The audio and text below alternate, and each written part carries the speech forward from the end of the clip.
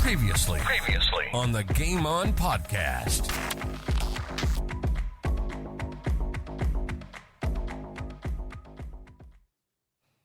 Yeah, that was where it all started for me. Played all my juniors there, right through from under 9s through to under 17s. And did you represent a little bit as your junior for that area? I played some interleague as a junior. I didn't play a lot of rep games because my mum wouldn't let me because I was a bit small. So, yeah, so I was a very late developer. So I was always the smallest in the team. Always held the footy and the team photos down the front. So, I reckon your cult mightn't have changed from that position yet either, Halves. And I can remember sitting with a game with you watching, and I reckon there was a nervous mum watching that day, actually. Yes. Yes. Yeah, I was lucky enough to have my parents were very supportive and hardly missed any of my games. Even, they'd be over every 3 or 4 weeks, driving over from Melbourne to watch me play at Nord. Sportscast SA presents Game On. Game On. South Australians' destination for everything sports. Local, national, and international sports. AFL football, soccer, basketball, golf, baseball, tennis, cricket, and any other sports played in this wide world. And we're going to have a blast doing it. So sit back, relax, and let's do this thing. Welcome to Game On.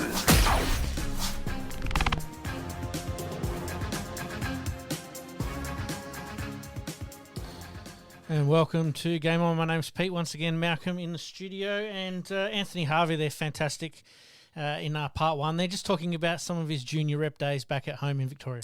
Yeah, I don't think Harv's probably changed in his position, his career. The small guy with the middle holding the ball, or the on the left hand side of the front row, the great man. So yes, appreciate Harv's for his time. Absolutely. Once again, we thank Anthony in part two coming up a little bit later on today. But let's get into Around the Grounds, mate. Around the Grounds.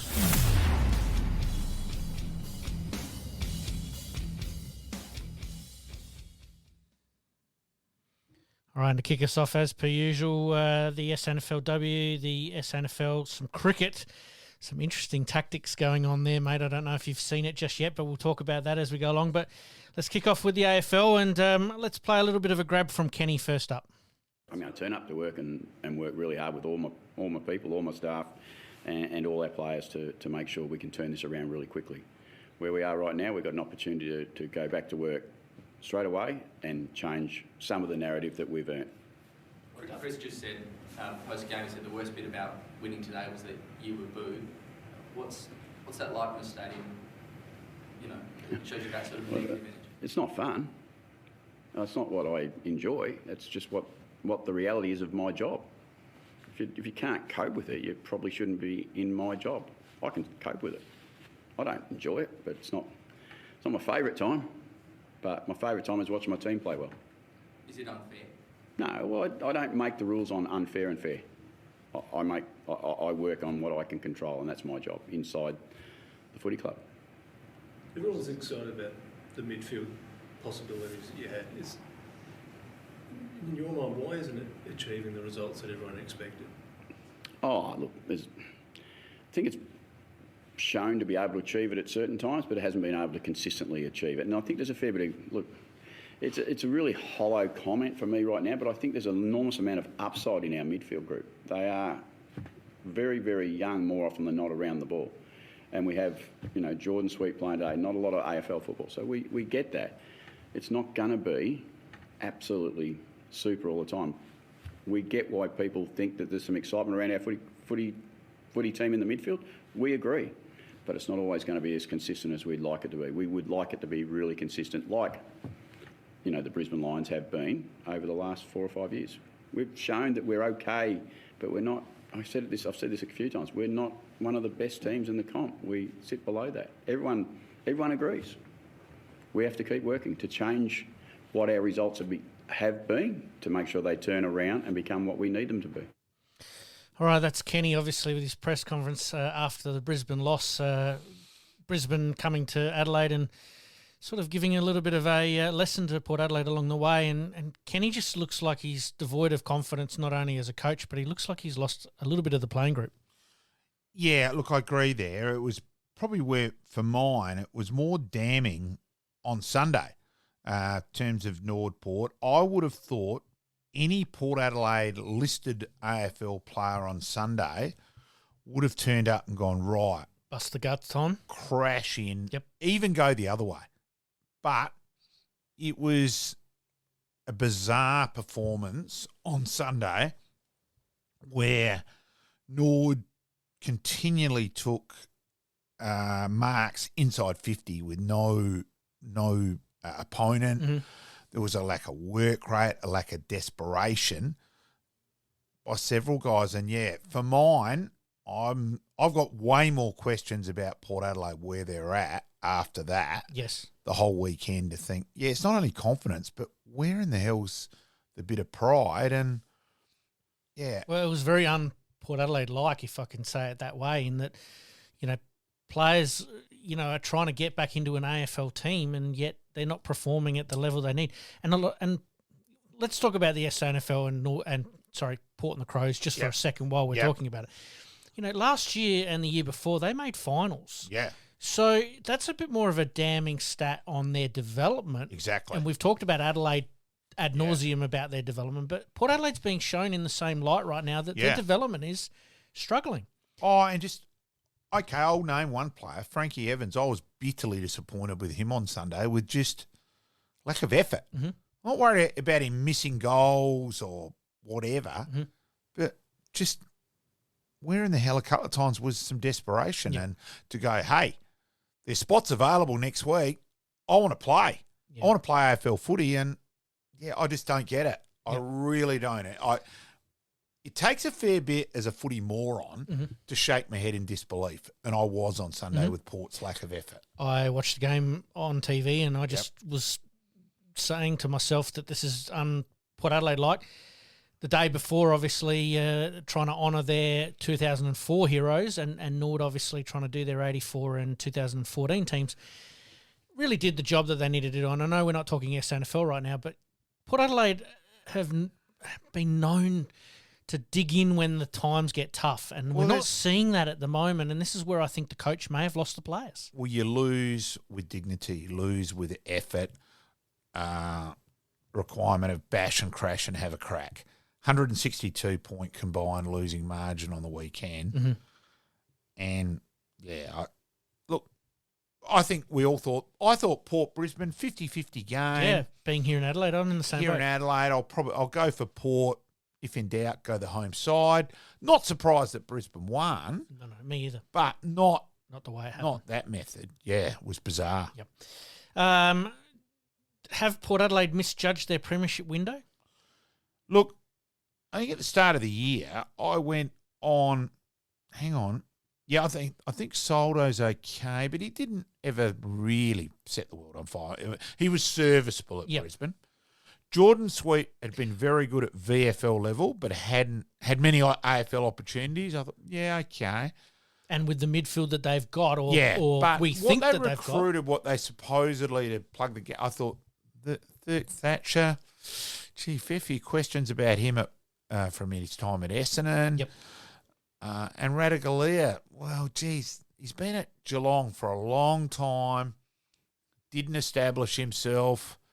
Again, I reckon they put a lot of things in the basket on recycled, unproven players. And did they panic a little bit in trying to fill those gaps? Because this is what it's looking like right now, is that, they hadn't made a signature, they hadn't got a trade, and all of a sudden these players became available, and it's like, we've got to do something. And I worry, and we'll talk about this a little bit with Adelaide as the remainder of the season goes on, is that they need to be very specific about what they require to help them rebuild or continue the rebuild. Port Adelaide almost look now like they panicked a little bit and went after a couple of players that may not have been what they thought they were going to be. That's the way it's looking at the moment. Look, things can change. We all know that. Yep. Geez, they've got a huge game against St Kilda this week. That is massive. Yep. You know, probably it's one of the biggest games in Port's history this week because St Kilda aren't that good. Yep. But if they get blown away over there, wow. Well, that'll be the natives are restless now. But 3 weeks, 3 weeks in a row that they've sort of been blown away. Yeah, so it's. Are they tearing themselves apart from the inside? Crowd booing and continued speculation on coaches' future after signing for 2 more years last year? Oh, look, and it's been a bizarre week in that regard as well.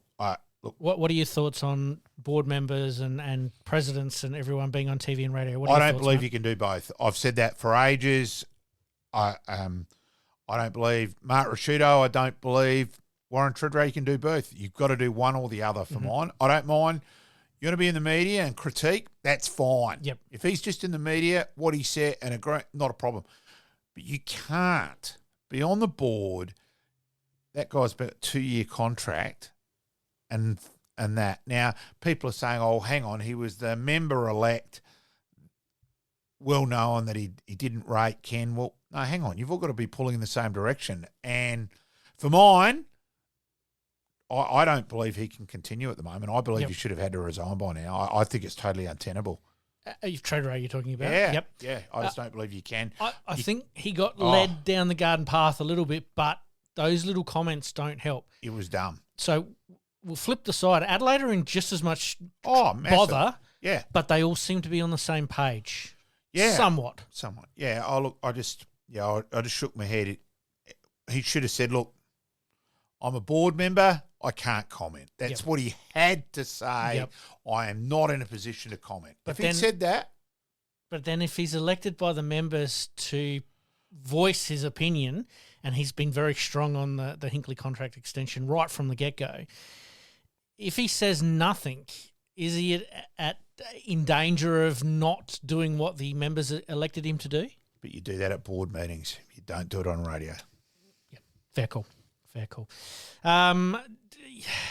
But Zach Butters, for me, is a worry. For mine, he should have been suspended. We brought it up last week. We talk about stupid acts. Yeah. He continually is doing them because of frustration. Should have been suspended by now. Piss week to keep fining him. No, not on. He should have got a game. You know, he should have got a... He's effectively got... Well, I think he's got away 3 times this year. And he's being an idiot. I'm sorry, you get a game by now. And it's behind the play, which the AFL are trying to stamp out type of... Not on. Yep. Not good enough. Fair enough. Do we think that the assistant coaches at Port Adelaide needs rejigging a little bit? We've been very vocal on Nathan Bassett obviously not being there this year just because his term had come up and they needed to make some sort of change. But if Carr does step into the main role, where does that leave everybody else? Because I think there are at least 2 or 3 good coaches away from actually achieving what they want to achieve. The bit at the moment, now let's also be honest, if Port lose, it's Hinkley, and if they win, it's Carr. That's what the people are saying. Well, hang on. And at the moment, you have Ken sitting at games. Generally, very rarely has he got a headset on. Yep. So... Therefore, he's not making the moves up in the box. Well, you stole my thunder a little bit. Is it time for him to head back up to the box? I think so. Yeah. Get control of what he's doing. Because at the moment, he almost looks more like the motivator on the bench, like, good try, keep going. Well, no. Look, we're not inside the Port. No, you're not inside it. So we can't make comment on it. But is it a case of that Port may have looked at this year as a transitional year for Kenny and Joshy Carr? Maybe. And that's what it looks like from the outside. But he's coaching again next year at the moment. So that doesn't work. That's the way it looks, but it doesn't add up. Now, you've got other coaches sitting on the bench. Simon Goodwin coaches from the bench, but he's always got the headphones on. He's always communicating with the other coaches. Well, if you're not doing that, you're not really coaching. So, I think they're in a mess at the moment. Yep. Yeah. I think it's only going to get worse. You did talk, and we'll talk briefly about the games coming up next week, and we'll talk about St Kilda now, is that Ross Lyon is the master coach when it comes to boring football. He did release the shackles a little bit against Brisbane there a couple of weeks ago, and after quarter time, they actually looked like an attacking team. Does he go with a sledgehammer and go, you know what, we're not going to shut this down. We're going to knock them on their asses right from the get-go? Maybe, but knowing Ross, I reckon he'll almost be the... Shut it all down. Yeah, the Don't give him nothing. other side come in and go, right, Yep. I'm not going to let these bastards score. Yep. So, yeah. What are your thoughts on Kenny getting the 2 years? I know hindsight is a wonderful thing, but... They were, but I get it that where they were before last year, winning 13 in a row, they had to think, but it could have been a 1 year extension. Mm-hmm. Yeah, it's an interesting one at the moment. The reason I ask is because obviously Koshi has put it on record that, you know, that we'll do it in August, we'll do it in August. Well, August rolled around and they were on fire. Yeah. Then all of a sudden he signs, they play a couple of finals and out in straight sets. And then this year they've been okay without being great, but a few holes in that forward line. Willie Rioli's probably one example. The back line has not gelled as well as it would have. Ali's almost gone backwards. Yeah, he's gone backwards, and they're missing Willie Rioli big time. But at the moment, you'd think they're almost going to have to pay him out at the end because I think their member backlash on members who won't renew if he's coach next year, I think they're almost got to the point. I'd be very surprised if he's coaching Port Adelaide next year. Okay, there you go. We'll keep an eye on that one and we'll see what happens. There's a few that are saying that he might not end out the week, but I think St Kilda is, like you said, one of the most important games in their history, and if they lose that, they'll be almost burning the joint down at Albion, which we don't like seeing. You know, you don't want to see a coach, get sacked or moved on, but sometimes it just becomes too untenable. It could be very ironic. Neil Craig's last game was against St Kilda, but that was done professionally and together.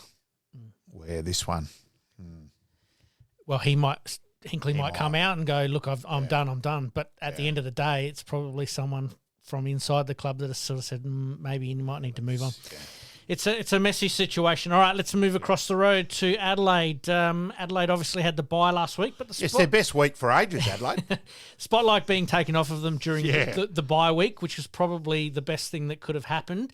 Gives them a chance to reset and refocus a little bit. But what are some interesting possibilities or solutions to some of their problems for the remainder of the year? They seem under-resourced. I think that's probably come out in the last couple of weeks, in the coaching department, that is. Yeah, they desperately need Thilthorpe back. And look, I think Thilthorpe now, you're looking, it's very damning with Adelaide Football Club at the moment that you can still make a very good case that Taylor Walker's their most important player.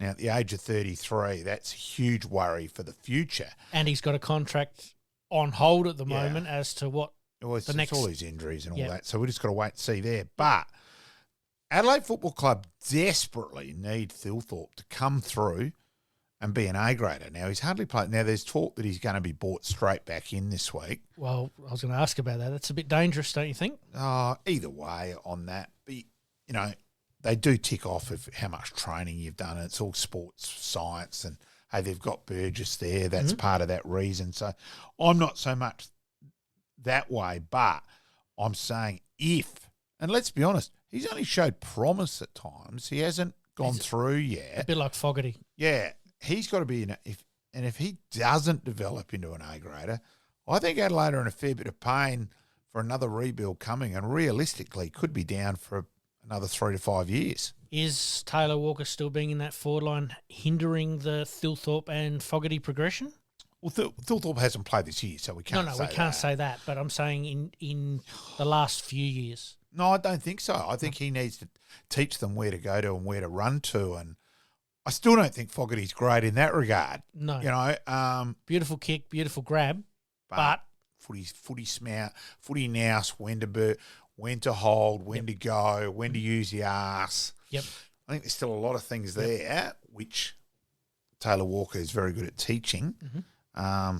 So then he's almost worth the 1 year contract the extension on the basis that they're still not quite where they want to be and they've taken a step backwards to try and go forward. That's how I feel. Yeah. Very interesting. Adelaide, 2 assistant coaches were contacted last year but didn't end up arriving at West Lakes. What makes that situation change this time round? One, James Rahilly's obviously been missed probably more than they realised. I can't believe that Adelaide Football Club did not interview Nathan Bassett. Yep. Went and pointed Homch and didn't interview Nathan Bassett for mine was extraordinary. I think that's like a due diligence as far as I'm concerned. But shouldn't he be casting the net far and wide anyway, exactly. regardless? But I just can't work out why he wasn't interviewed. I really can't. Now, obviously, Brett Montgomery has been slated as a potential option on the basis that because of the Kohler living around arrangement up in Greater Western Sydney, that he might be looking for an opportunity back here in Adelaide. From all accounts, a really good coach, but can be a bit, not divisive is probably the wrong word, but can be very jarring as far as making his point known and giving you that opposition or opposite debate. Is that a good thing for Adelaide right at the moment? It's all from the outside. It's a bit hard to judge on that one. And look, I admit I'm trying to think whether his son's to draft this year or next year. I'm going to have to check that up. So that's probably something to come into the play factor as well, and whether Port pick him up, and who knows. So there's probably a bit of water to go under that bridge as well. Just as there is for Neil Baum. Well, you've just stolen my thunder and cut my lunch a little bit. I was going to say we saw the interview with Barmy last week. I think we sort of understand, maybe most Crows fans would love it to happen, but we sort of understand that Channel 7 had packaged that up to make it sort of sound like he's job interviewing for the Crows. We've obviously had Barmy on the show, and we know a little bit in the background that, there's a lot of water to go under the bridge there, but in doing their due diligence, they should at least have a word to him. I would think they would, but at the moment he hasn't been spoken to. Yeah. So the way it was done by Channel 7, it looked like it was a fake complete that it was done. It was smart the way they edited it. Yes. The old clickbait. Yeah. And look, all I'll say is that, yes, I have spoken to Neil. Yes, there has not been anything official. It hasn't moved on. Yes, he was going to come to Adelaide last time. Yep. Yes, Neil actually did confirm that publicly, which he probably hasn't done before a couple of weeks ago.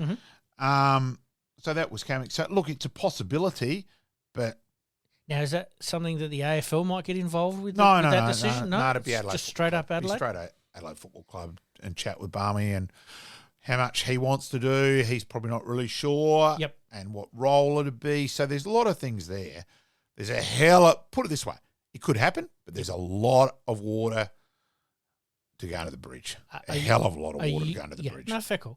Are you surprised right at this very moment that he hasn't been approached just yet? Or no, not really. Because he's still working with Richmond. With Richmond.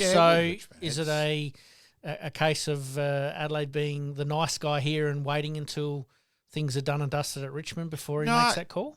I think there's a few things to be sorted out with Neil personally, where he was living, where he's going to travel and all that. So there's a few things for him and Carmel to sort out yet. Yep.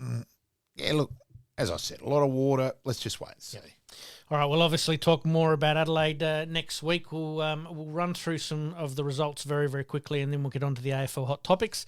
But Carlton stamping their authority with a 63-point win over Geelong.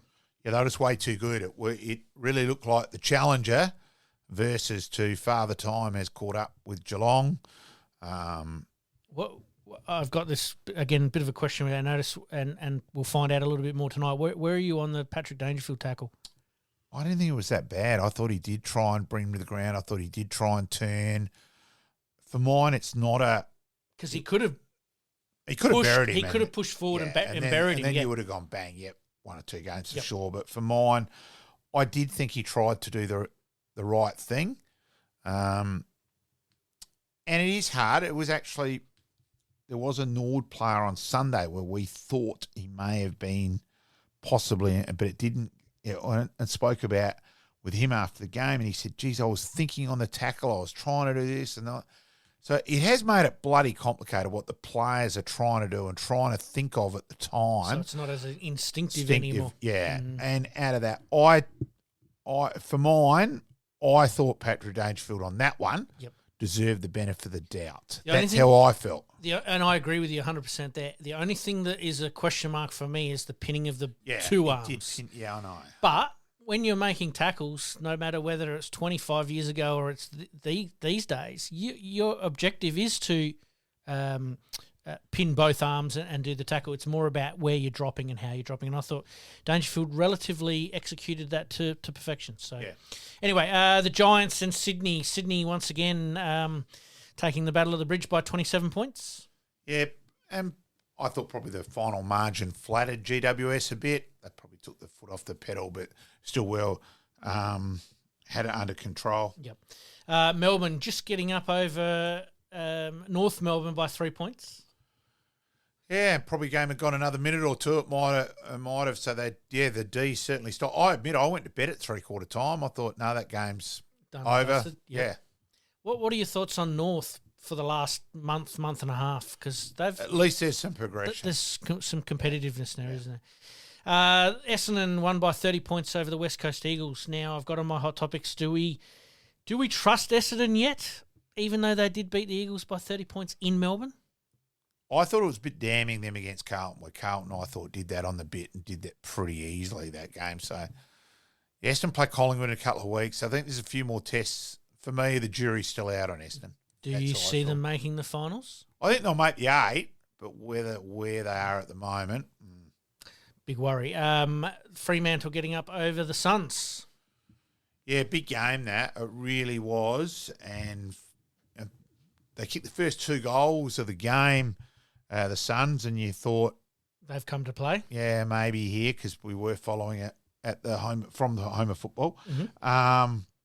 But yeah, they did. And probably Dick Tracy for Fremantle starting to stamp that he looks like he may be a genuine key forward. Mm-hmm. Where we thought at the past he's more a bit. Might be okay. Where he's looking like, hey, this guy might be a bit better than we realised. Yep. And as we know, key forwards just don't grow on trees. No, unfortunately, they don't. All right, let's do some hot topics before we do our tips for the week. Congratulations to Chris McDermott and Michael Graham, or the Flash, in the Australian Football Hall of Fame. Yeah, great recognition for just 2 guys. Look, Chris McDermott, workhorse in footy. Are you surprised his comments about him not having any connection with the Adelaide Football Club? Yeah, it is a bit disappointing. I think there's a bit of blood there. Don't know the full story. Yep. I was hoping it might have been fixed by now. There's a bit of question marks Adelaide Football Club in that regard. Well, they've tried to fix most of it, and the camp obviously was the one thing that sorted a lot of that out. You would have thought that this relationship would have been repaired by now. Yeah, it's an interesting one. Yeah. Yep. Yeah. And look, Michael Graham was brilliant in terms of Chris McDermott was the hard worker. Fantastic state record as well. Mm-hmm. Got absolutely everything out of him. I still think he had more natural ability in cricket. That's a personal one. As a keeper, as a kid, yep. I really rated him massively. Where footy, I just think he was just the bum down, work your ass off, and fantastic elite leader. Mm-hmm. And, of course, he's been incredible off the ground with Little Heroes. Yep, various charities as well. Yep. Where Michael Graham, ridiculous ability, flash, he was explosively quick. I'm still waiting for the umpire to blow the whistle for running too far in 76 in the 76 first semi, where he ran laps of Football Park. I thought you might bring that up. Yeah. So Sturt supporters whinge about the mark of the year by Gags in the 78 grand final. Well, yeah, Flash ran 300 metres, but he was brilliant, and great recognition for both. Albie Menzel was there. I have got some photos from Albie sent through from the night. Yes. Or an Albie and Flash there. I reckon the bar would have got a fair workout. Yeah, yes.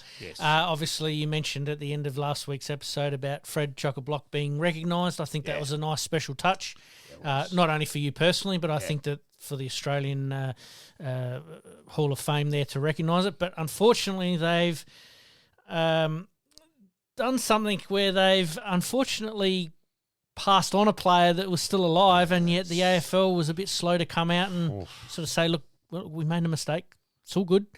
That gets down to what you were saying last week about if you make a mistake, just admit that you've made the mistake. Took them days and days and days to come and actually say, look, we're sorry. Yeah, it's a bizarre one, though. That's just one which shows where the AFL's at, doesn't it? just can't do that. Yep. That's an unforgivable one. All right, mate, we're going to talk competitive balance. Still needs some work after suggestions that week 1 of the final should be played away for all Victorian teams. Yeah, good on Mark Evans. I don't mind that. It's coming out swinging. Look, we know that there's no chance it's going to happen whatsoever, but... Keep throwing up ideas. Yeah, look, I just think it's farcical that we all acknowledge it's still an extended VFL. You know, there's still things like, you think back originally where... Bryce Gibbs didn't qualify despite the fact that Ross Gibbs nearly played 300 games. Yeah. You know, there was crazy things like that where the father-son was still just so weighted to the Victorian sides. You know, Richmond and Collingwood never leave Melbourne. We know Richmond get lost going to Marvel. You know, things like that where it's... Essendon have got that draw coming up where they've got about 6, 7 or the last 8 or something. It's just so frustrating. And, again... It's an extended VFL, and I reckon good on Mark Evans for just coming out swinging. And hopefully, look, he's a smart administrator, and hopefully him and Tom Harley can work together and just fight against this other win when now they're complaining about the academies, which Victorian clubs get so much, where you've got to keep getting interest on the Eastern Seaboard. Yep. You're fighting rugby. You're competing for people. It's a non-traditional state of football. Yeah. Oh, I just very small-minded and that side of things. And the whole worry, Gold Coast still haven't played a final yet. So, you know, I just think just ridiculous. Yep. And Sydney have been a good operated club for a great many years, almost since Barassi went up there and Paul Roos. So they're just doing things right at the moment and they're reaping the rewards for all the effort that they're putting in. So... Anyway, all right, let's do some quick handballs, mate. Should the 25-metre penalty be reintroduced for less technical offences? Yes. Should Port and the Crows be worried about the lack of development their own doing? Thoughts? Yes, and yes. Players staging Stephen May trying for a free kick. Is that cheating or fine, or should he got a week? Cheating, and it's a game. Now we have duty of care. And the players have a responsibility, and they've gone with that. The Players Association have gone with that. So everyone complaining about, you know, the sling tackle, that side of things in general, the players have gone with their responsibility. Well, there's a responsibility on the other side not to try and get that guy suspended, not try and cheat. And I'm sorry, for mine, I would have given him a game. Yep. If you want to stamp it out pretty quickly, it would have been a good idea to do it. Obviously, I've already asked, do we trust Essendon yet? You've already sort of said we'll wait and see on that one. I agree. Snakes and Ladders sees Port drop again, but Brisbane stocks are rising. Yeah. It's fun. Look, I think we all thought, Brisbane are too far back. They're bombed, but at the moment, they're just building. And, let's face it, the other way now where the finals series where you have that week off, there's not the advantage to the top 4 there used to be. Yep. Now, okay, it was 2016, but Western Bulldogs did win it from 7th. It has happened. It'll happen again. Form there for a month, Yep. So, who's under more pressure? Hinkley, Nix? What about Beveridge, Lyons, Simpson and Fagan? Which one of those do you think's under the most pressure? At the moment, Hinkley. What about a fortnight ago? Yeah, it's a tough one. I think there's still pressure on Lyon a lot as well, and I think there's pressure on Nix. Yep. Beveridge, there's a bit of worry there. Like there's talks that you've got thoughts that Smith will leave, you know, he hasn't re-signed, and considering he hasn't played this year and hasn't re-signed, so it looks like that they reckon that could happen. They've also got Lobb, who looks like he might want out. McRae and Daniel up their futures despite their sign being up in the air. So, it's a fair bit of question and marks at the kennel. And, it's a worry. I think there's a bit of pressure on a few people at the moment. Yep, and we'll obviously cover that over the next few weeks. All right, mate, let's take a very, very quick break. When we come back, we'll give our tips for this week, and then we'll get into the SANFL and the SNFL W and the cricket. Yep. You're listening to the Game On Podcast. We'll be right back after this short break.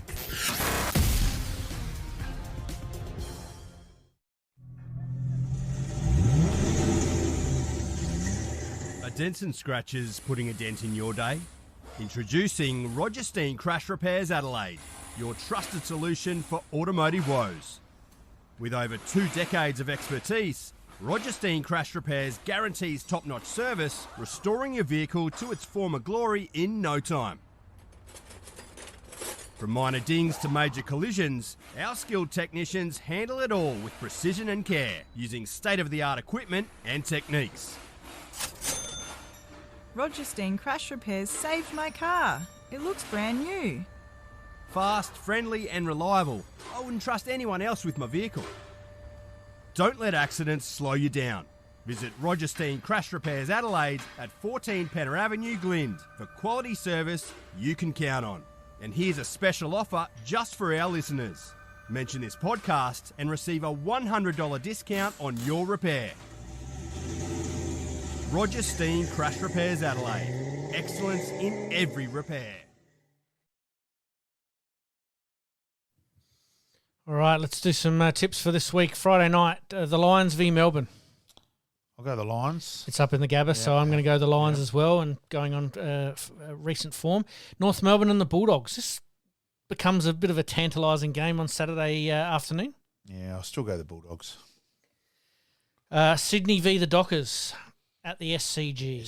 Sydney. Yes, Sydney for me. Suns v Collingwood, sold out stadium from the beginning of the week. Can you believe that?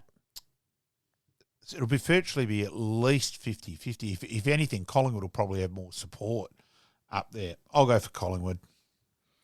I'm going to go to the Suns. Yeah, just it's to a 50-50 game. Just to continue their form. Collingwood did win there last year with a good crowd, and there was big support there for Collingwood. So, it's probably less of a home game this week. So, it's an interesting one. It is. Adelaide v the Giants. I'll go the Giants.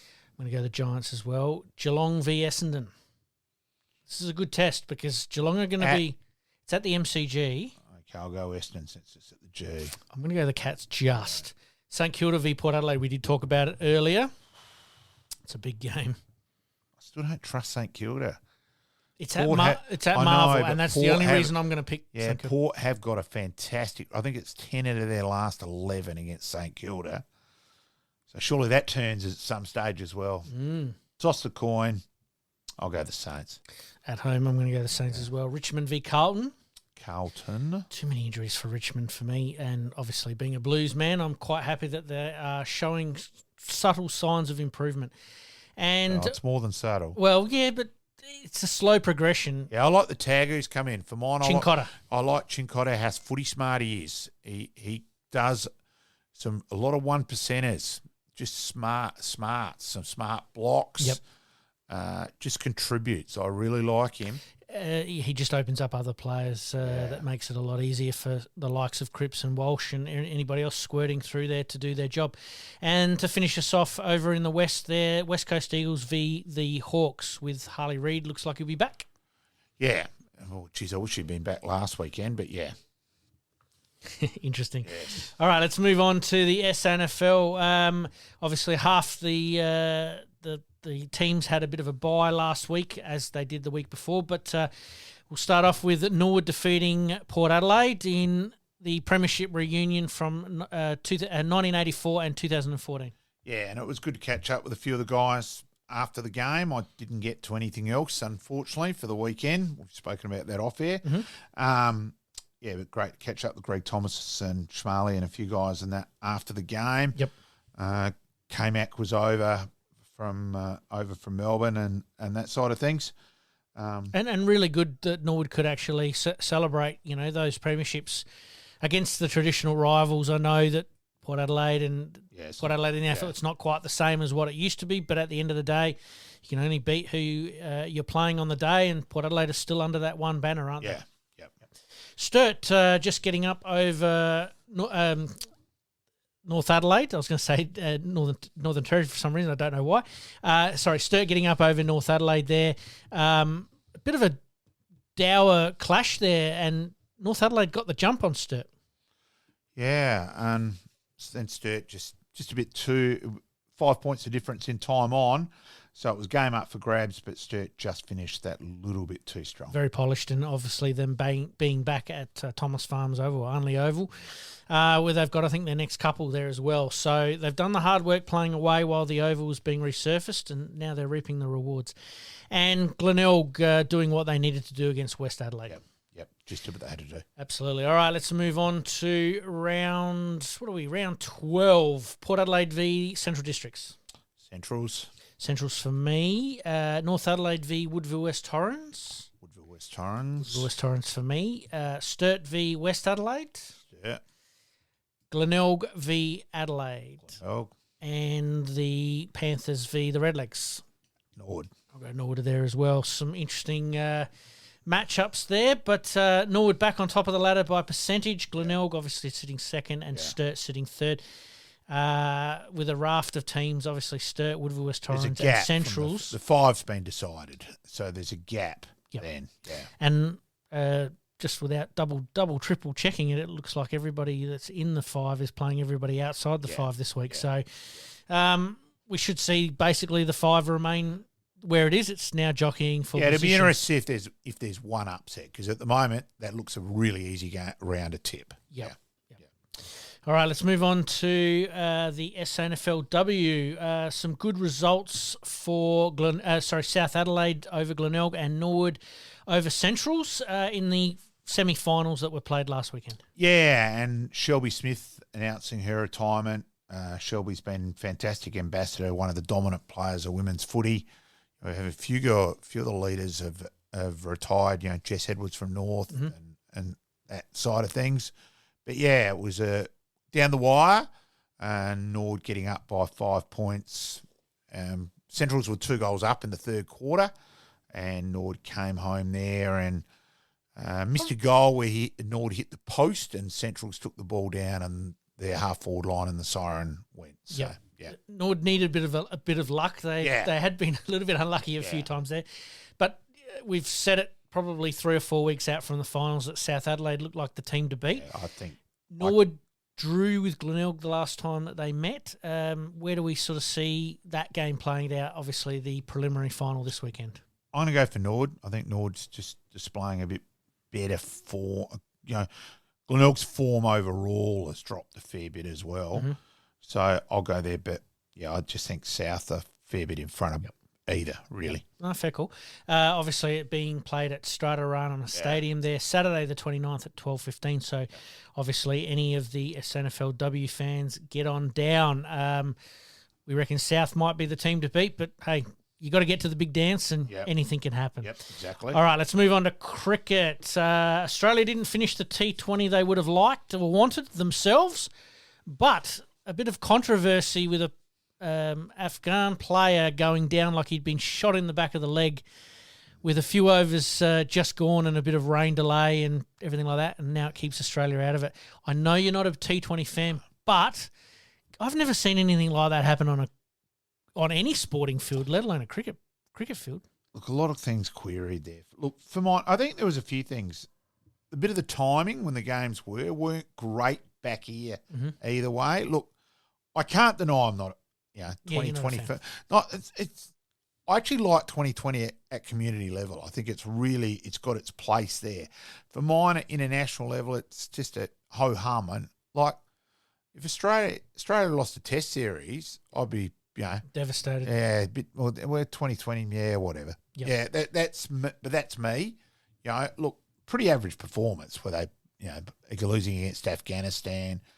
And then, look, Sharma's a class act, and he was just too good last night. Don't deny India at all, but I'm saying a couple of the countries where you would have thought, losing to Afghanistan is through everything. He's pretty average, and there was some very average fielding. Yeah, surprise, surprise. Wade missing his stumping as well. Mm-hmm. Do Australia continue to take this competition seriously, considering that it was compromised right from the get-go? Yeah, look, I still thought,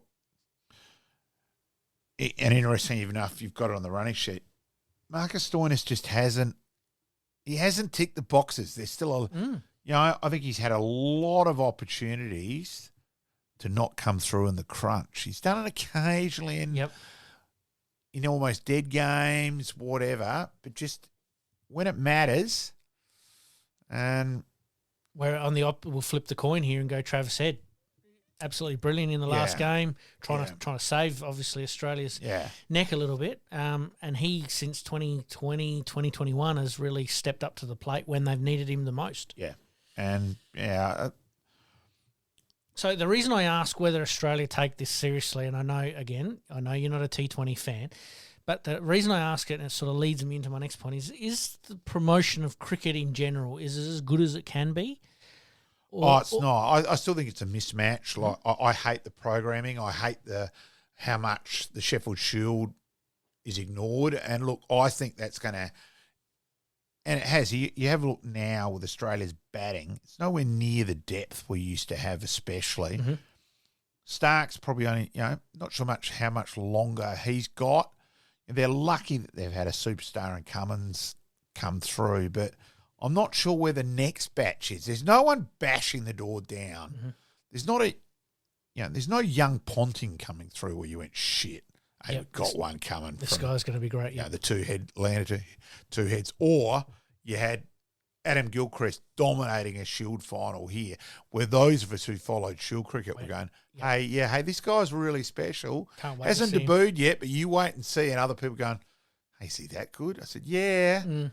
And then when he did have, wow. Well, there's nothing like that now. So obviously we've talked about this a bit, and again, a question without notice in that the Sheffield Shield has been sort of left by the wayside a little bit. And that really angers me. Where do you see not only the Sheffield Shield but also the Test matches where the crowds have just been non-existent? Do we see them being moved to, I hate to say it, but suburban grounds? Oh, no, not in Australia. Australia, India and England are still fine at Test level, but it's the worry of the other countries where the big three have got to carry the others. Now, there's got to be stuff done there to make sure. I don't think they're doing it as well as they could be. That's not. why I asked the question. I think world cricket, Australia's crowds are still you got to remember, Australia playing these vast, huge stadiums. I think really the only state where there's a huge question mark is WA. No, South Australia, fine, is WA. Now, also, let's be real here too. The last two Test matches South Australia have had, we've very generously been given the West Indies the last 2 years who are as competitive as Port Adelaide were on the weekend. Because people will turn up. Yeah, because we go. Like it's bullshit. Yep. So, yeah. Some interesting thoughts there, mate. We'll touch base on those as we go along. All right, mate, let's take a very, very quick break. When we come back, Anthony Harvey, part 2. Past players, past legends, past legends.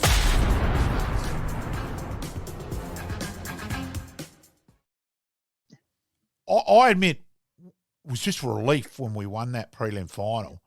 I was very confident, and I reckon Macca was fantastic with that next week. No, do the crime, do the time.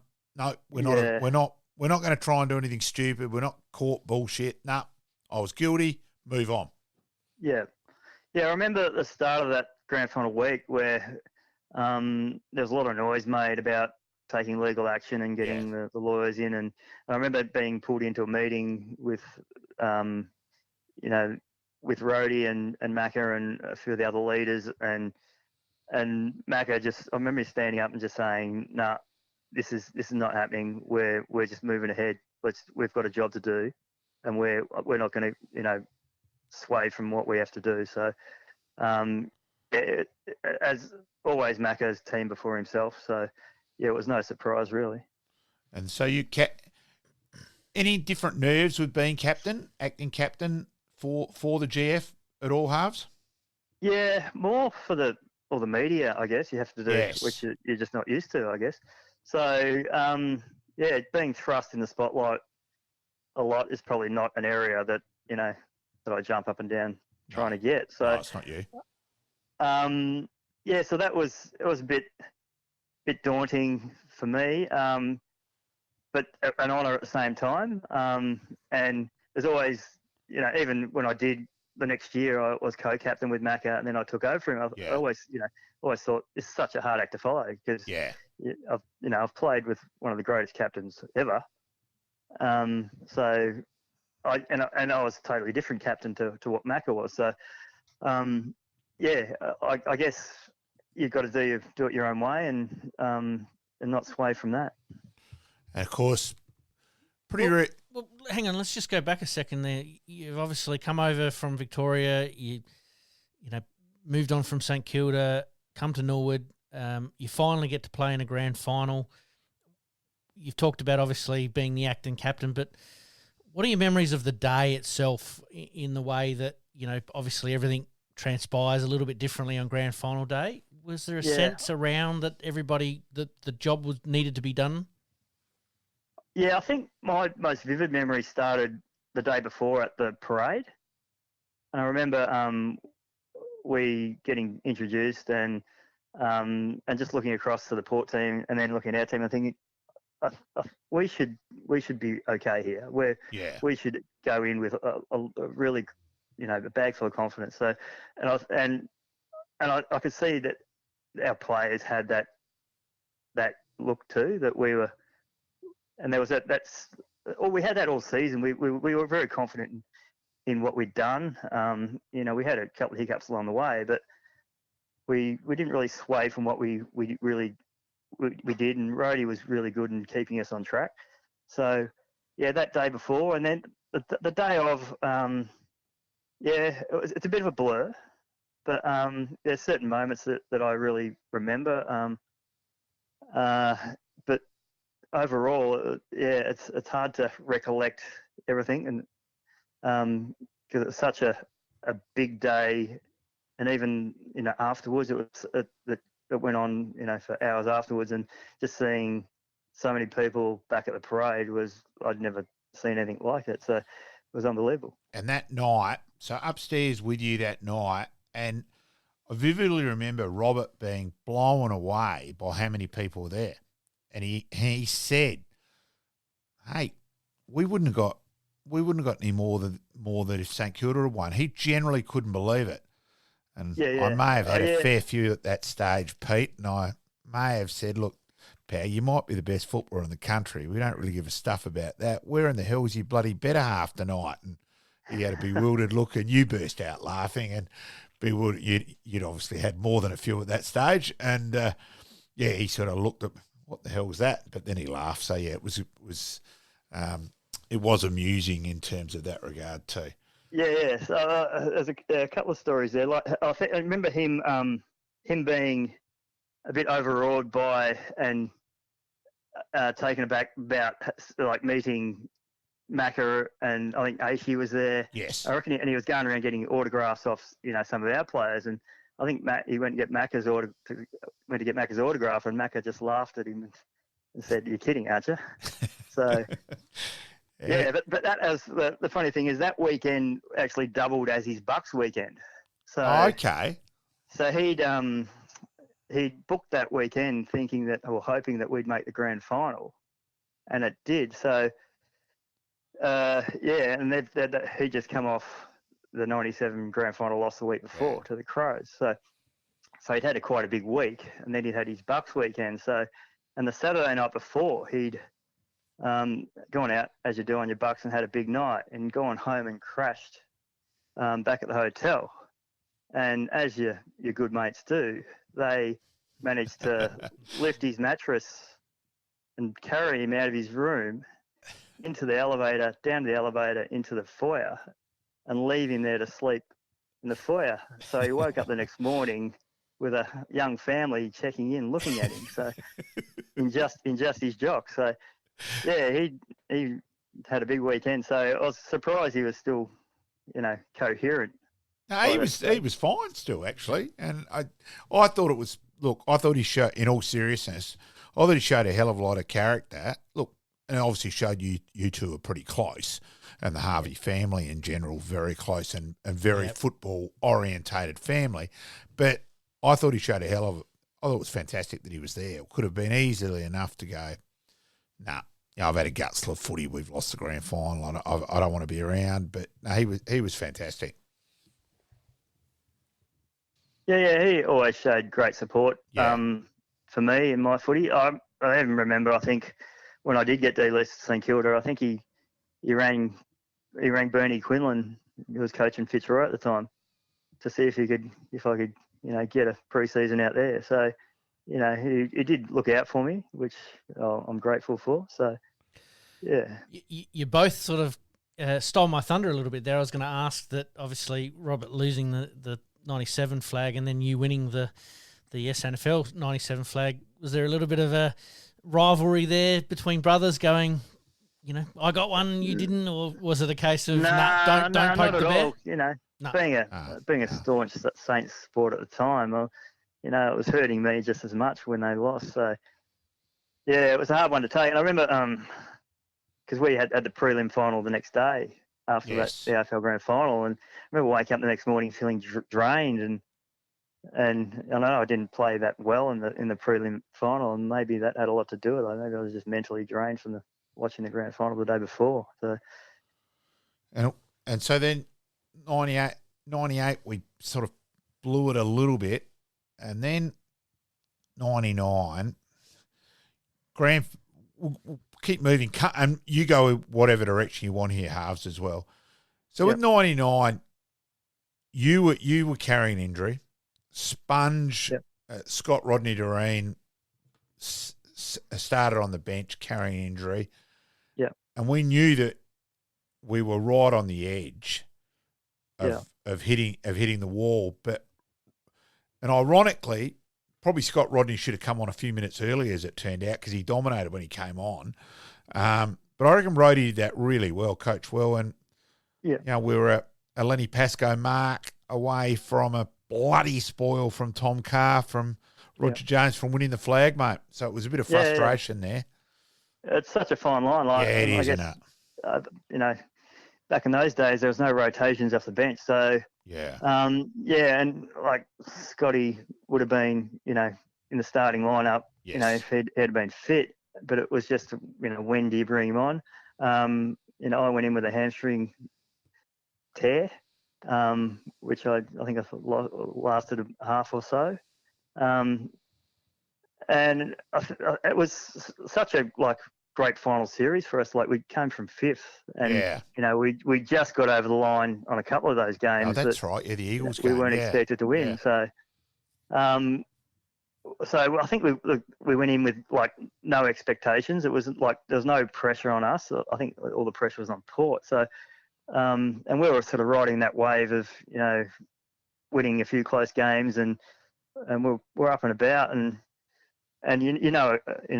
a Norwood Port game at any time can go either way, and it's always a lot of feeling in them. So it was a great game. I think I haven't watched it back. No, I've never watched it again either. We'll add it as part of this interview. We'll add a little bit of it, but not much. I can confidently say I've never watched an Ord losing grand final.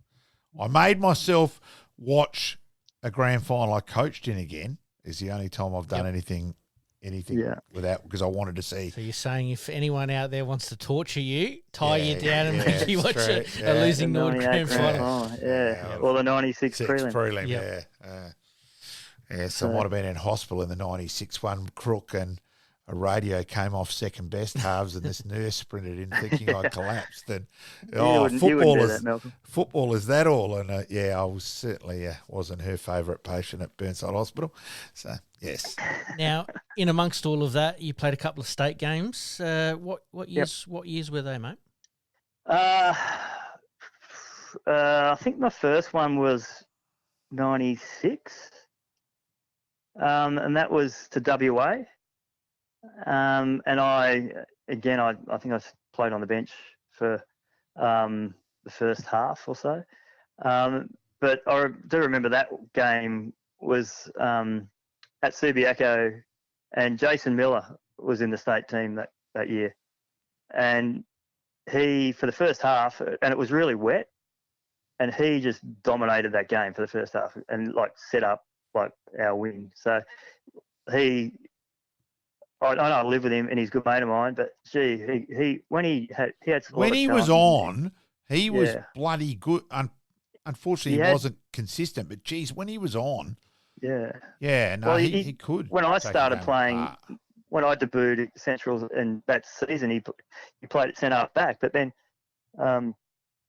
then he got moved to centre half forward for that first half of that season, and he, deservedly earned that state game because he was dominating at centre half forward. So, I think if he just had a little bit more luck. Yeah, he got a few head knocks as well. Yeah, he was a bit unlucky. And he had a few injuries, a few knocks. So, he's a talented kid. And the other state game was in '99. Okay. So that was at Victoria MCG. So that was another wet game. So it was a good experience. We had a young Matthew Pavlich playing for us. And you did win the Foss Williams medal half, so you must have gone okay that day. Well, yeah. Well, funny thing is, I did start on the bench again, but I didn't have to sit on there for too long this time. So I think I lasted, 15 minutes on the bench, and then came on and managed to get a few kicks. I kicked a lot of points. I remember that. I didn't kick straight. So, but we got over the line. We had a really good team that year. Some really good players. And you talked about Rhodey obviously being majority your coach at Nord, apart from Neil Craig there. What are some of the takeaways from Rhodey? I think one of the good things about Rhodey, he just didn't beat around the bush. He just kept it simple. And it was very black and white. Like blokes knew what they had to do and knew their role. So nothing was complicated. And he did have a really good relationship with the players. So there was that respect both ways. So, I've had a couple of coaches in my younger years that, tried to overcoach a bit, I think. But he knew that the line of that, a fine line and a good balance of, when to let the leaders do their stuff as well. So he was quite good at doing that. And who were your coaches for the state games? The state game, I had Alan Stewart. Yeah, pretty well regarded. Yep. Yeah. Can't remember the first one. Sorry. That's all right. How about the winning? How much did winning the Nord Best and Fairest? So by that stage, you've been at Nord for a while, and you sort of realised the history of Nord Footy Club because that's something you always took an interest in. How much of an honour did you regard that as, Halves? That was a bit overawing at the time. I guess I'd been there, what was that, 98? Yeah. So I'd been there 95, 96, 97, and I'd come in the top four each year. And I actually didn't think 98 was my best year. So I thought I was quite lucky to win it that year. Okay. But yeah, it was a great honour. I think I had a better year in 97, but you're competing against Jarman, McIntosh for votes there. So, and I think I'd missed the first 7 or 8 games of the 97 season and came second to Jars. So, that 98 season, I guess it was a bit disappointing in terms of where we finished and how we finished. So I think that's what I took away from that season. And winning the Best and Fairest was a great honour, but it would have been great to be able to do that in a season where we were contending. Okay, so 99, so we've lost the grand final. 2000 and 2001, playing under the great man in terms of Neville Roberts. What were your thoughts there? Because I admit I'm going to come in pretty strong at the end of 2001. I'm going to come in there. I turned up at the Red Leafs Club that night, and I was quite angry because we'd had a lot of injuries, and I didn't think we lost the first semi, but I didn't think we were that bad or anything. And I thought Neville was a bit ostracised that night, and I just thought, in terms of the administration that night, didn't treat a Nord great with the respect he deserved. That's how I felt. What did you think in terms of playing under Neville, mate? I've got nothing but respect for Neville. Yeah. He backed me into the hilt, so I owe Neville a lot. He was probably not the most personable coach, like one-on-one, but like he did garner the respect of the group, and which I really admired. But I know there was a few times when people were doubting me as well, even as captain. So, and Neville was like stoic in my defence a lot of the time. So, I thought he was great for me, but he mightn't have been good for some of the other players. But like I said, I loved him. Yeah, I admit I'm very much in the Neville Roberts camp there. And, of course, then your last year, as it turned out, you played under Macca. Yeah, so you played with him and all that, and then playing under him. Bit disappointing that we lost the prelim final there. But, yeah, what did you think there, mate, as well? And just... Yeah, you go from Neville to Macca, two like greats of the club, but two totally different coaches. Like Neville was like very intense, and I think some players may have been like really scared of him, but whereas Macca was a lot more nurturing. It's like I think he knew every under 19, every reserves player, so he was there all the time, and he would work so hard. I think the players loved having Macca there, and what he offered to us. So, but I think the bad thing for Macca, the timing for him to coach at Norwood wasn't the right time. It was a bit early. So we were in off field. We were in a bad state. Yeah. We'd lost a few players, so. And it was just an unfortunate timing for Macca. Financially, we weren't great. There were a few off-field more than murmurings. We lost the club rooms. And financially, we were struggling. And so did your body just basically start to tell you that was it in a lot of ways? Yeah. So I remember the start of what would that be, 2003 season? So I, a trial game, did my ACL. That's right, yeah. So had to have that whole season off. But then started the next season, I ripped my pec off the bone in the gym, of all places. And then, so I didn't come back till about round 6 of that season. So, and my first game in the reserves, 15 minutes in, my knee collapsed on me again. So, so it was either have another reconstruction on the ACL, and they said there was no guarantee they could get it any tighter, or that was it. So, how's that influenced life since in that way, Halves? Oh, greatly, yeah. Because I love playing footy and I love playing for Norwood. So I actually moved away. So I moved up to the hills. Yes, yeah. To get away from footy because I knew I couldn't play. So yeah, it was a tough time. And you've stayed there basically ever since, haven't you, Halves? Sorry? You've basically stayed there. You still up in the hills now? Yeah, still in the hills. Yeah, I did. Yeah, I only thought I'd be in the hills for a year, but I loved it up here. So I did go back to Melbourne for 3 years and lived in Carlton with a young family, which was a great experience. So, but we're always going to come back to the hills to live with a family, the young family, which is a great environment for the kids to live in. Did coaching ever cross your mind? I know you said you wanted to get away from it for a little while, but after you had got away for a little while, did you sort of contemplate maybe doing some coaching? Yeah, always never wanted to be a head coach. Yep.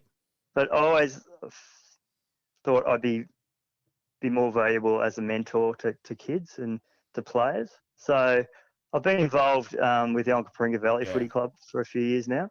So, and I'm an assistant coach in the A's. And either been assistant or fitness coach for I thought I knew the you'd done a last bit of the fitness 5 or 6 years. Yep. So, and how's your? Sorry, I probably didn't explain the question as well as I should have. How's your knee affecting everything now in terms of, well, you did so much damage to it. Is it, what do you like? Yeah, Because, mate, I was limping one night at a meeting at Nord, and Barter said, what in the hell have you done? And I said, Barter, just because you happen to be good at footy and I happen to be shit house, injuries don't differentiate, and that sort of thing. And, and my knees, like, I can't even walk up and downstairs now. So, it's frustrating. Yeah, I actually thought, because I really still wanted to play, so I actually tried to play a few games later that season up at the Bulldogs up here, and only lasted till the second game, and then it gave way again. So after that, I could run okay. You're in front of me, Harves. But just like twisting and turning, it was no good. So I still have a lot of trouble with it today. But I got actually a couple of years after I finished playing, I got diagnosed with a bad hip. So, and I always see our old club doctor, Jeff Verrill, Chopper. Yes, Chopper, yep. So he diagnosed that I would probably need a hip replacement at some stage, and I'd do well if I didn't have it before I was 50. And I'm now 51 and I still haven't had it. So I've managed to get through okay without having that done yet. So it's some days it's good, but some days it's bad. But it's all part of playing footy, I guess. Let me guess, the colder ones are a little tougher than the warmer ones. Yeah, that's more on my knee. Yeah. My hip doesn't seem to like matter what the weather's like. Some days it's good, some days it's bad. Some days I might do a lot on it, it might be good. Some days I might do nothing and it might be really bad. So it's just pot luck with that one. Yep. And so you're trying to think your lad's name. I've got two boys, Henry and Will. Henry's 20 and he plays just at Onkers. Yep. And Will's under 18s at Onkers, but he's also on the 18s list at Norwood. Yeah, that's what I thought. Yeah. So he's played a couple of games down there, which he's loved. So.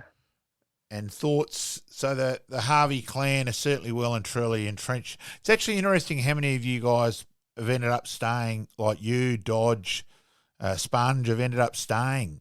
There's a good group of that era actually that are still here. So I actually caught up with Johnny Cunningham on Sunday. His daughter plays up at Onkaparinga in the Opens. So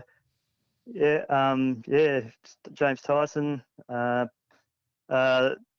There's been a few. Paul McCoy moved back. Yep. He's in Melbourne now. There is a good group still. Robbie Neal, he came over. He's still here. Yeah, Scratch is very heavily involved in footy in general. Yes, a previous guest on the show. Absolutely. So, righto, halves. We'll go through best players you played with. You are allowed to say, Robert, too. Best players you played with. And you can pick a few. You don't have to nail one. He actually doesn't make my top 10. Okay. Oh, no, actually, top 3. No, so I think Lockett was the best I ever saw. I thought he would have to be number 1. I'd agree with that. Yep. Yeah. So, and my number 2 would have to be Nicky Widmer. Like, he was just the most gifted player I ever saw. Some of the things he'd do, even at training, just blew me away. So, and number 3 would have to be Gary McIntosh. Yep. And following on from that, your hardest 3 or 4 opponents that you've had over the journey? Yeah, it's a tough one. I can't remember many I played on. Well, I did manage to play a couple of AFL games, and I played on Paul Couch, Brownlow medalist at Geelong. He was pretty good. I remember I played a trial game on Nathan Buckley. He was pretty good too. Yeah, he could get a kick. Yeah, he went all right. He went all right. Yeah, but in terms of in the SANFL, go. Yeah, I had a few run-ins with a few Port players along the way. They were always pretty tough to play against. It's hard to pinpoint one. I thought Rick McGowan, in my early days here, I thought he was a really clever footballer. Robbie Rest was one when he played at Port. Probably Weathers really a bit. Fast and flashy. Weathers and that with Sturt. Even Osborne for down at South. South, yeah. Yeah, he was really handy for a real little guy, but he had some skill. Greatly appreciated, Halves. A pleasure. It was Sir Anthony, it comes back the name after your. I think I've called you ever that since '97, too, mate. Greatly appreciated having you aboard, mate. And look forward to catching up soon, Harves. It's been a pleasure, guys. Thanks for having me on. Liking this podcast? Please like, rate, and subscribe. We thank Anthony Harvey there for part 2 of that interview, and obviously reminiscing a little bit more on the premiership there, and talking about Macca and the final and not contesting it, and certainly Harves there, very proud captain or acting captain on that day, but then obviously getting the captaincy on his own right over the years. Justifiably, did the role well and truly in '97 as the acting captain, and then deservedly became captain, and very well respected at the parade, Anthony. Absolutely. You're listening to the Game On podcast. We'll be right back after this short break.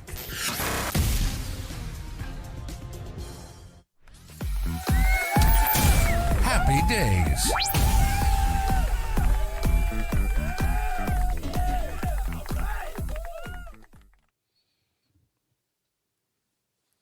All right, we kick off Happy Days today with happy birthday to Mitch Hinge.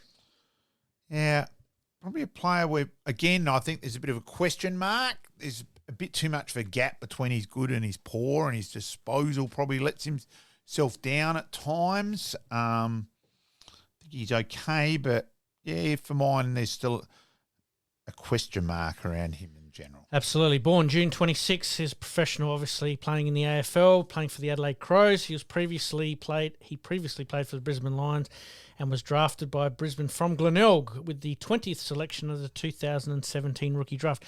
Didn't realise that he'd gone so early in the rookie draft for Brisbane. I was surprised that he requested a trade back home.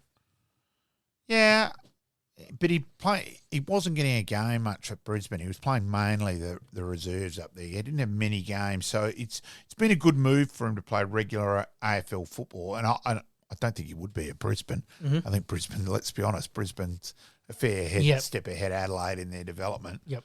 But him moving back to Adelaide, obviously being picked up by the Crows as a delisted free agent from Brisbane. Yep. Hinge played 3 games in 2 seasons for the Lions. The Glenelg product, obviously, like we've talked about, very, very important. That coming back to Adelaide, in that he has cemented himself in that Adelaide side, and now maybe an opportunity for him to take his game to the next level, maybe in the middle. Yeah, I would like to see him used there. Yeah. Well, I mean, they've got decisions to make, so it'll be very, very interesting. All right, let's move on to cricket. 1939. We're going a fair way back here, mate. Brilliant West Indian batsman George Headley scores 107 to follow his 106 in the first innings in the first cricket test against England at Lords. England still wins the game by 8 wickets. Huge name in West Indian cricket, Headley. Yeah, he's was variously called the Black Bradman and that side of things. So he's a massive name. Yep. We move on. 1999 NBA Finals. San Antonio Spurs beat the New York Knicks 78-77 in Game 5 for their first title in franchise history. The MVP was Tim Duncan, who 2 years earlier was actually the first pick by San Antonio in the NBA draft. So sometimes when you play these young ones, it can pay off for you. Yeah.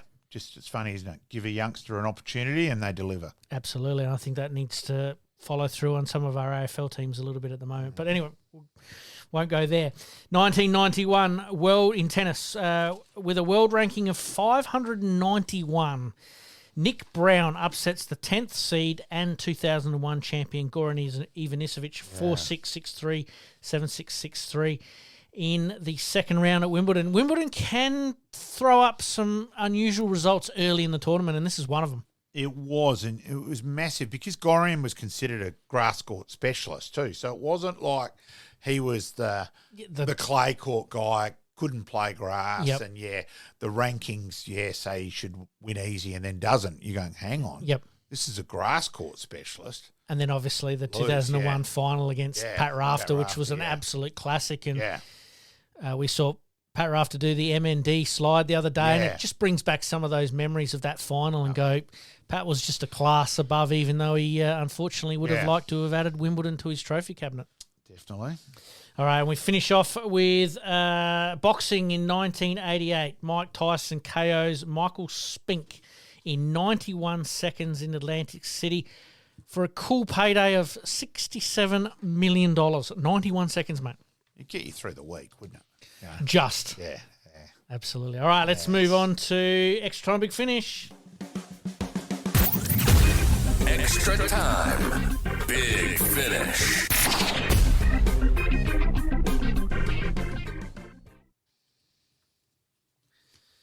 All right, let's scoot through these pretty quickly. Grass courts, Wimbledon. We just talked about Wimbledon, obviously there that they're starting to warm up, and Adelaide's lead too through the second round of qualifying after his first round victory. Yeah, good news there. Pembroke Prince's lads. I remember him playing there.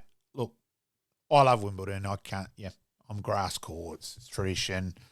Yeah, it's my, with the Australian Open and Wimbledon, they're the two tournaments for me. Yeah, absolutely. And obviously good to see an Adelaide lad going well, even though it was I didn't realise this, it was actually his first ever Wimbledon that he's tried to qualify for, the 28-year-old, obviously winning 6-3, 7-6 in his first round match. And I think his next He's had a match... few injuries over time. And his next match is obviously, going to be just as important there. And just looking up James Duckworth, Lee Tu, and Alex Bolt were the three Australians in the men's getting through to the next round. Lee Tu looks like he's playing the sixth seed from France, Luca Van Asche, I think it is called, but Duckworth and Bolt still obviously in the play for there. Some 17 players this year trying to qualify for Wimbledon from Australia. That's a fair chunk of numbers. Yep. Fair chunk of players. All right, let's move on to the NBA. Josh Giddey making the move or being traded from Oklahoma to Chicago during this year's final series. Yeah, it's a big one, isn't it? It's interesting. It is. They do tend to trade players a little bit more easily than what we're used to. The player doesn't get the say. We're back here, the player still has the main say. So, would you like to see that come in? Yeah, I'm each way on that. I'm not. I think at the moment the player's got a bit too much power, but then I don't really think the club should have all the power either. Yeah, well, I mean he's got to move. A hard one. He's got to move complete states. It's bang over there. They don't muck around. No, they don't, and they don't waste any time. The finals only finished last week, and already he's traded. On your bike, exactly right. Piss off. NRL State of Origin Game 2 in Melbourne on Wednesday. Who's your pick, mate? Yeah, I'll go for Queensland, but I'd like to see New South Wales get up. Just to make it a 3-game series. I'm in the same boat, even though I'm a mad Queensland supporter. I would like to see them finish it off, but for the grade of the game, bring on Game 3 as well. Yeah.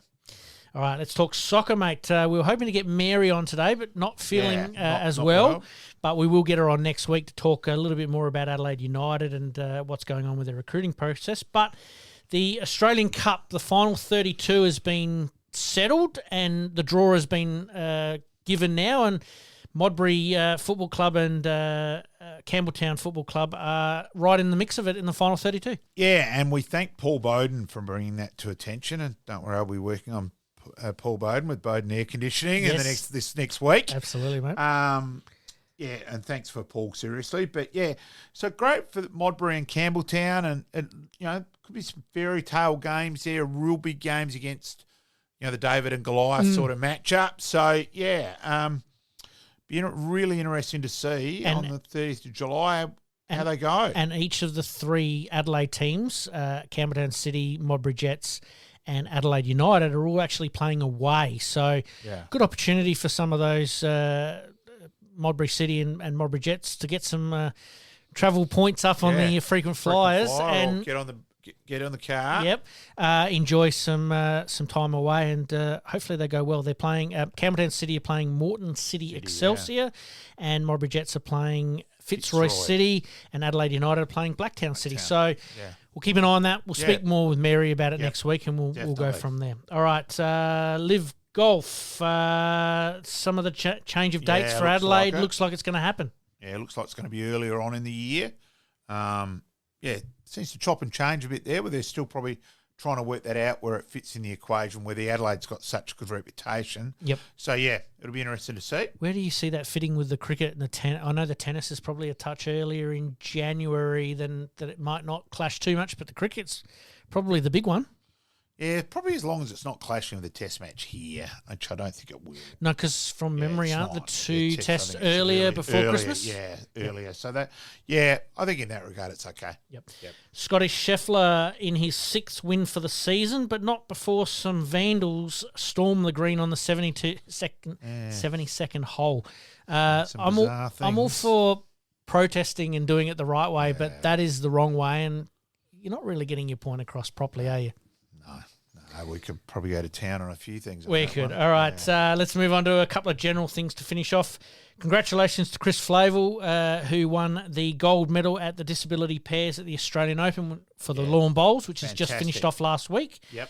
Obviously, send a message to Chris, thanking him and congratulating him. And South Australia didn't do too bad with under 18 girls coming runner-up, and I think in the over 60s, one of the ladies from Adelaide won it as well. So Adelaide batting above their weight a little bit on the lawn bowls green. But if you haven't seen the final of the men's single and the last bowl to win the title, if you don't like it, you don't like sport. Yeah, you know what I mean? Like, it was just one of those moments. He nailed it, but he was down though. Yeah, that was game to his opposition player.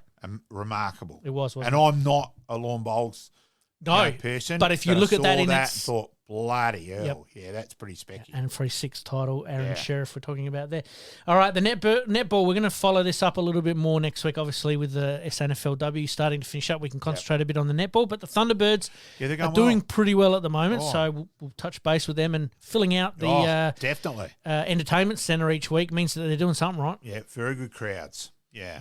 And we did talk about it a little bit earlier about the death of a premiership hero a bit prematurely, a bit unfortunate from the AFL, the Australian Hall of Fame, that they didn't cross the T's and dot the I's on that one. Yeah, look, probably one other point, I probably glossed over it a bit too quickly, because the 2020, but look, fantastic Afghanistan, and in terms of that regard, Afghanistan going through to the Final Four,